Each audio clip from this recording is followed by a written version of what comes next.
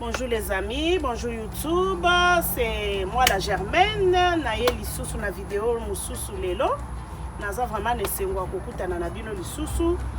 Alors na vidéo na biso alelo na sepeli kolamba makoso, ndenge bozomona. Na uti déjà kosokola makoso na ngai. Nde na makoso na biso alelo na kozala na besoin ya poivron vert, naza na besoin ya matungulu, naza na besoin aubergine, naza na besoin ya céleri. Naza na besoin ya ingrédients na ngami balé oyo nazanga kango pété na cuisine na ngai basida oyo na cube na nga oyo. Alors ma koso na nga déjà na sokola ki yango très bien nde bozomona awa eza déjà prêt. Alors nde sikoyo avant tout okubana na nukuna kotokisa makoso na biso lo nde na sokola yango très bien na kotia yango mai te kaka mai wana na sokolela ki nango yango wana na tie na nzungu na kotia nanu mai te. Donc mama biloko soko zotokisa ta soso kozala na habitude akotiaka mai ne bandeli te. Au moins moi mai wana muki osokola ki nango nde otie ba épices na yo. Yango moko ekobota nanu mai mususu. Après koyiko bakisa mai mususu après po elemba malamu. Alors sans plus tarder nazoleka nanu awa nde bozomona naza na besoin matungulu mibale. Mais awa déjà na matungulu oyo na kaboli na tiki moko oyo tokoya kosala nango sauce na biso. Alors awa naza na ai na ngai ya awa nde bozomona naza na ai na ngai matungulu na ngai na poivron vert na nga. Alors ya frais nazokende na kotia yango na kati ya maposo na nga.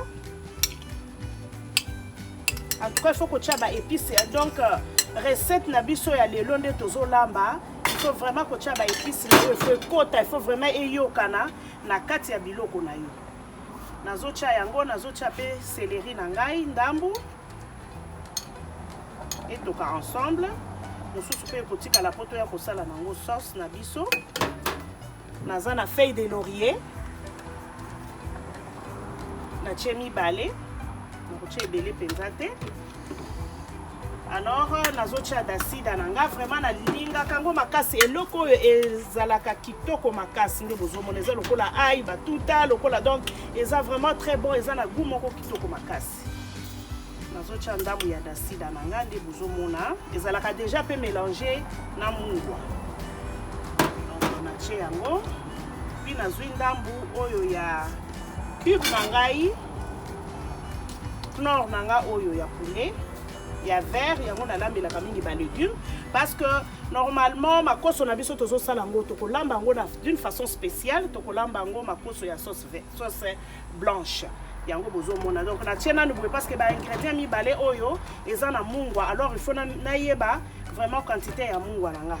Alors sikoyo ndenge bomoni na tie yango boye nazokende komatisa ngo na moto e banda déjà kotoka. Après to landa procédure na biso malamu ndenge tokolamba makoso na biso. Donc pour l'instant na fini kinzungu nanga na tia yango nanu na moto en attendant sikoyo to zela e banda kotoka sikoyo to landela ngo malembe ti ndenge tokosala sauce na yango. Voilà toye kotala makoso na biso. Voilà ebeli nde bozomona. Donc na bakisaki yango mwa mai liboso na tiaki yango mai ezaki te ka mai wana na sokolelaki nango ne na tiaki ba épices nanga. Après na ye kobakisa mai mpona malembe ebele mbala moko te ka mwa ndambu ti makoso nanga elembi bomoni ke mai nyonso ekiti etikali eza vraiment na mai lisusu mingi te. Alors tozoleka sikoyo na kosala sauce na biso tozomona. Alors nazokende kotia mafuta nanga na moto. Mafuta na moto. Après na bandi sikoyo kokalinga sauce nanga tie matungulu tozomona nanga ça tie poivron vert ngai. Donc sauce na biso lelo ezali sauce blanche tokolamba sans tomate. Puis nazwi ba aubergine nanga na tie yango nde sikoyo la sauce na biso. Makoso nanga na mekaki ekokaki vraiment mungwa nango très bien. Donc mais na sauce na kobakisa sauce mwa mungwa moko moke en attendant que elemba nanu nde nakoya kotia. Donc pour l'instant tozo kalinga yango nanu elemba et puis tomona moyen sikoyo koya kotia mona makoso na biso.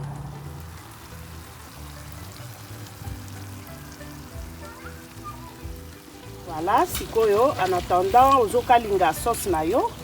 Entre temps ozo finaka pe na ba aubergine na yo po elemba. Le bozo mona donc il faut vraiment ezwa temps ebele moto pe ezala pena makasité parce qu'il faut vraiment elemba et puis tobakisa yango mai muke. Voilà, donc ozo balola kaka ozo finaka na ba aubergine na sina tie moi mai moko muke. Alors nazo chaka moi goût moko muke kaka moi neti mungo muke na tie kiboyo.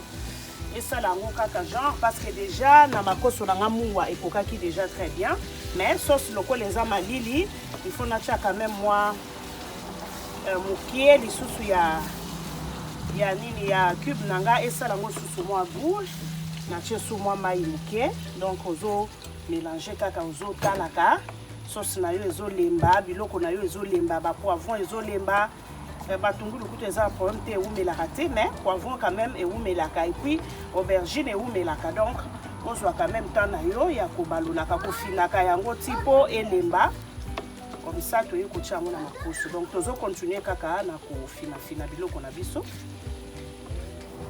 Voilà na ye na buka mwa pilipili na ngai ya vert oyo nde bozomona mpona tia yango na tia yango nani na makoso na nga buki mwa pilipili na nga ya mobesu oyo na bilanga na ngai nasukoli yango nazotia yango na kati ya sauce na nga esalaka mwa décor moko ya bien quoi esala mwa c'est bon. Normalement sauce na nga mpe ebeli nango alors nde natia mwa pilipili na nga oyo ekobela moke kaka et puis natia na makoso na nga donc etoka mwa moke na pilipili esala yango mwa solo mwa ntunga moko ya kitoko et puis nasopi sauce na nga na makoso mpo esi ebeli normalement comme pilipili na biso ekoya kolemba mpe kaka na kati ya nzungu oyo eza mpona décoration eza kitoko. Voilà, alors nazokende na kosopa sauce na ngai ebeli bomoni nde ebeli kitoko donc continuer kaka na kobalola aubergine na yo po elemba. Voilà, sauce na biso ebeli ekoki pe mwa goût wana na tiaki kitoko ekosanga na sikoyo na oyo ya makoso. Voilà, koti kitoko tozotika yango moke kaka 2 minutes esanga na lisusu très bien na makoso oyo et puis makoso na biso ebeli nde tokoki sikoyo kolia. Voilà, en tout cas makoso na biso ebeli nde bozomona la sauce tokisela yango awa esila moto vraiment bozomona c'est vraiment succulent, c'est très bon. Tolambi yango sans tomate nde bozomona eza sauce blanche moko pe photo mekaka ba ilubu mosusu pe ebele omoni donc sauce na biso yango oyo nde bozomona bino nyonso. Alors nazokena koservir nazolia yango nde bozomona na kwanga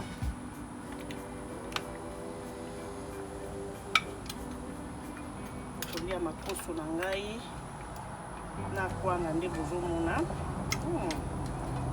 Donc secret nango yango sauce oyo azimwa pilipili na nga na tie nalinga yango mingi surtout mikuwa oyo vraiment j'aime beaucoup donc nde bozomona biloko na ngai.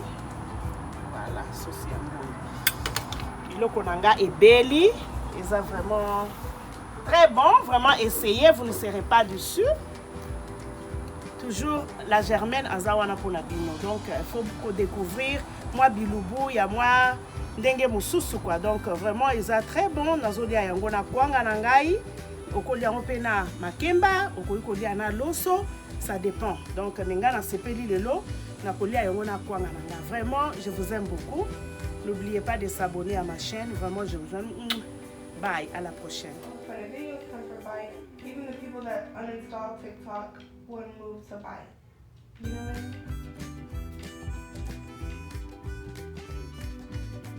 Bro, if TikTok stopped working, then I mean I feel like there's a valid reason why they want to cancel it because you know the Chinese government is spying.